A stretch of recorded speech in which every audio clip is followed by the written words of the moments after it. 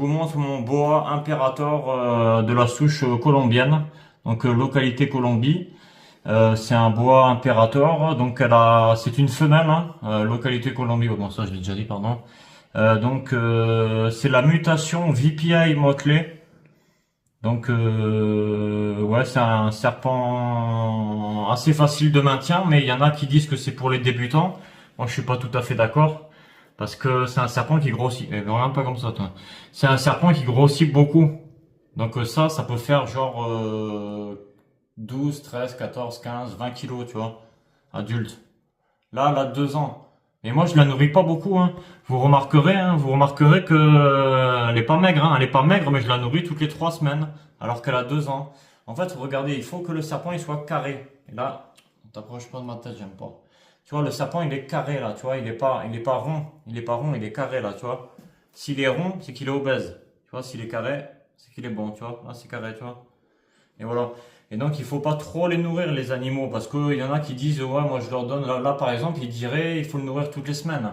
Moi, je le nourris toutes les 3 semaines, un mois. Et puis, franchement, regardez, il crève pas la dalle, hein, il est pas maigre, hein, loin de là, hein. Il est tout sauf maigre, hein. Ouais, voilà, donc je disais, ouais, c'est un serpent qui grossit beaucoup. Donc, pour moi, c'est pas pour les débutants, parce que ça, je veux dire, si ton spécimen, il est énervé, ou il est mal habitué à l'homme ou quoi, et ben ça va vite être compliqué parce qu'une morsure d'un serpent de 2,30 m, ça fait mal. Ça fait très mal, ça peut faire des blessures assez importantes. Bon là ça va, il est petit, ça va, mais même une morsure d'un serpent comme ça fait mal quoi. Ça fait mal, mal, hein. Moi, je me suis déjà fait mal par elle m'a fait mal, très mal. Enfin très mal. Bon, ça fait moins mal qu'une morsure de rat, mais c'est pas grave du tout, ça je peux vous le dire. En fait, ça a des dents recourbées vers l'arrière. En fait, c'est quand ils mangent les serpents, tu vois, c'est pour que la proie elle glisse bien dans le ventre, tu vois. Les crocs ils sont comme ça, tu vois. Ils sont recourbés vers l'arrière et quand ils mangent, tac, tac, tac, tac, tac, tac, tac, comme ça.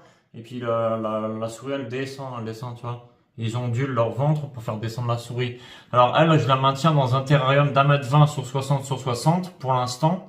Quand elle sera adulte, on verra. Enfin là, là, je peux la mettre encore 1 an dans ce terrarium. Après, elle passera sur je sais pas, sur du 1,80 ou du 2 mètres. Et de toute façon, là, je peux la laisser encore 1 an et demi là-dedans, sans problème, hein.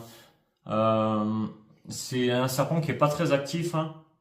Attends, il a un bout de mue là, je vois. Un tout petit bout de mue. On va savoir si c'est pas le bout de la queue. Attends, voilà, je vais gratter là. Voilà, c'est bon, c'est parti.